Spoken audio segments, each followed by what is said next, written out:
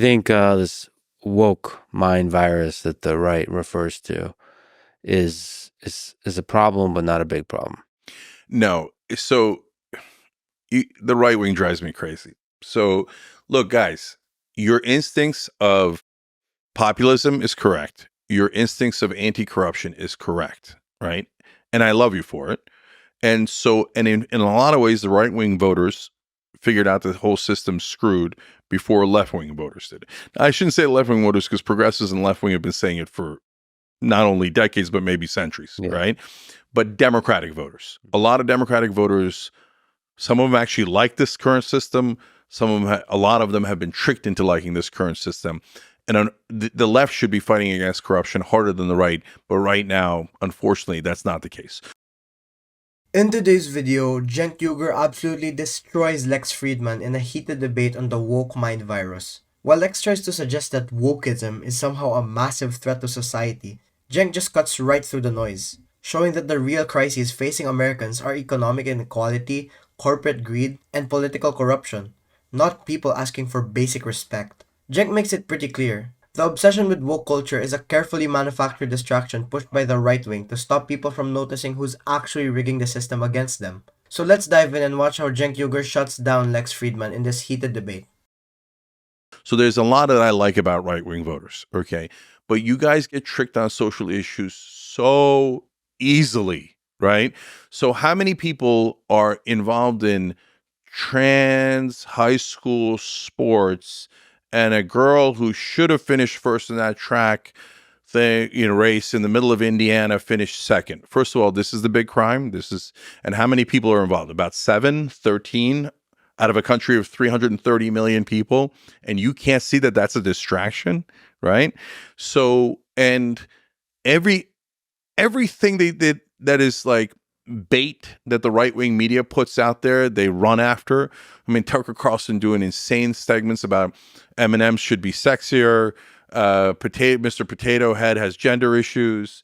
Guys, get out of there. Get out of there. It's a trap.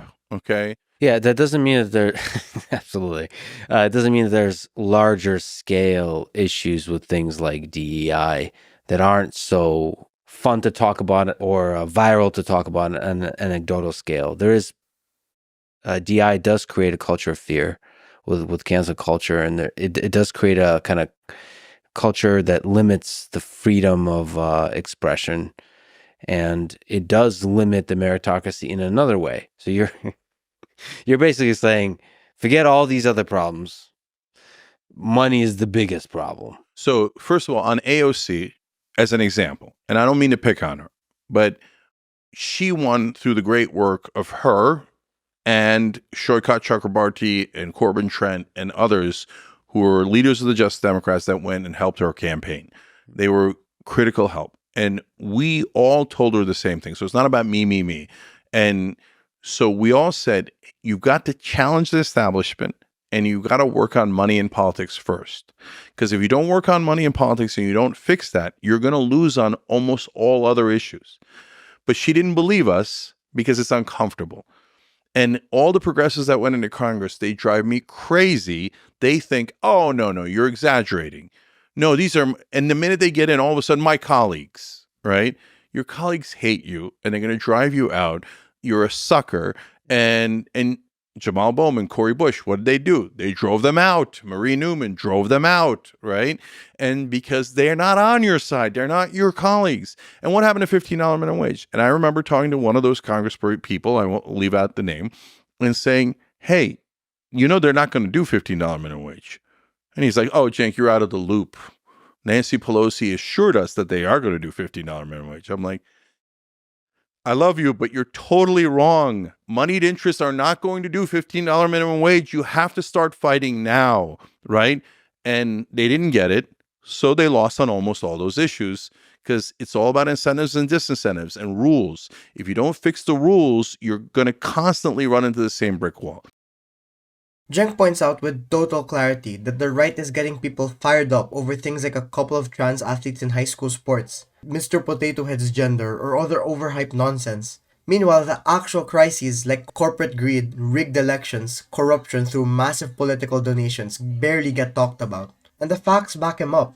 Trans athletes make up less than 1% of all high school athletes nationwide, but right-wing media covers it like it's the end of civilization somehow. Cenk also brings up an important point about progressives in Congress. Even when good people like AOC or Jamal Bowman get elected, if they don't focus immediately on fighting the corrupt system, like tackling money in politics, they eventually just get steamrolled by the establishment. He's right that if you don't change the rules that allow corporate donors and special interests to dominate, you're going to lose on almost every other issue, whether it's wages, healthcare, or education. Lex tries to suggest that DEI and cancel culture have created some real issues too. And sure, these conversations are worth having, but Cenk correctly keeps focus on where it matters the most. If you don't fix the underlying system of corruption, the culture wars are just smoke and mirrors. Now, the second issue that we were talking about is in the culture wars, the rest of us are stuck between the two extreme 2%ers, right, on both sides.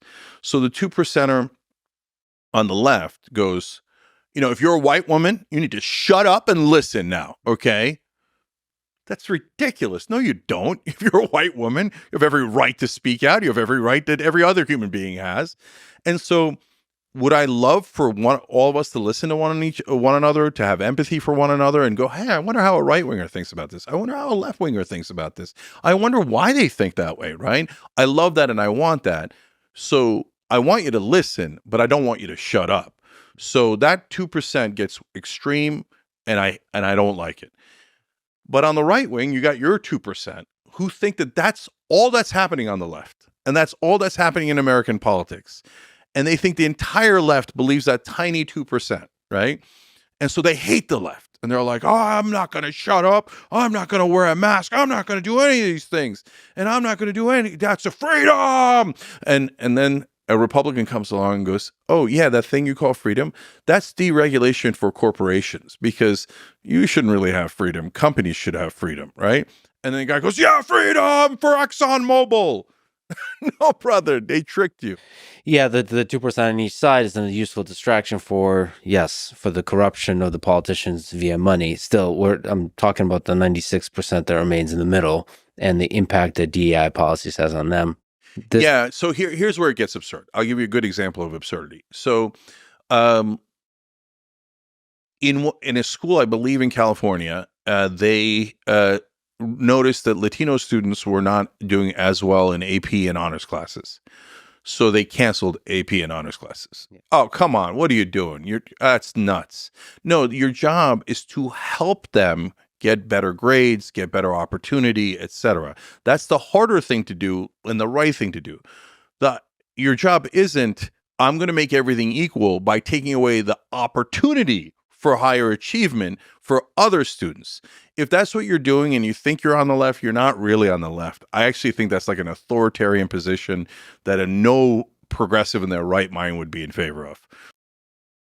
Cenk's right. A tiny slice of people on the far left saying crazy things like white women need to shut up doesn't represent the entire left. Just like a few loudmouths on the right refusing to wear masks or screaming freedom for corporations like ExxonMobil doesn't represent all conservatives. The real problem is how politicians and billionaires use these extremes as a smokescreen to distract everyone from the biggest issue, corruption fueled by corporate money. And when it comes to DEI policies, Cenk calls out the absurdity with actual examples, like that California school canceling AP and honors classes because Latino students weren't performing as well. That's not progressive, that's just lazy. True progressivism is about lifting everyone up, not pulling others down. Canceling opportunities for high-achieving students doesn't fix inequality. It just spreads mediocrity. Plus, the data banks Cenk up.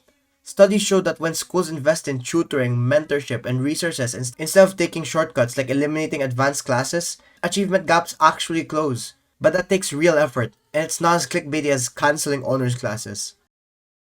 So, but it's all definitional. So here's another example of definitional. Communism. Like they say, oh my God, Kamala Harris is a communist. Well, when you're telling on yourself, brothers and sisters, when you say that, that means A, I don't know what communism means, and B, I don't have any idea what's going on in American politics. Kamala Harris is a corporatist. That's her problem. Not that she's a communist. She's on the other end of the spectrum, right? The idea that Kamala Harris would come into office and say, that's it, there's no more private property. We're going to take all of your homes and it's now government property, all your cars, etc. she was not going to get within 1,billion miles of that. Her donors would never allow her to get within 1,billion miles of that. That is so preposterous that when you say something like that, it's disqualifying. Like, I can't debate someone who thinks that Democrats are communists when they're actually largely corporatists. When people on the right start throwing around terms like communist every time they talk about Kamala Harris or other Democrats, it's honestly just embarrassing. Cenk is 100% right. Calling Kamala a communist shows you have no idea what communism actually means, and you have no idea what's happening in American politics. Kamala isn't some far-left revolutionary trying to seize the means of production. She's a corporatist.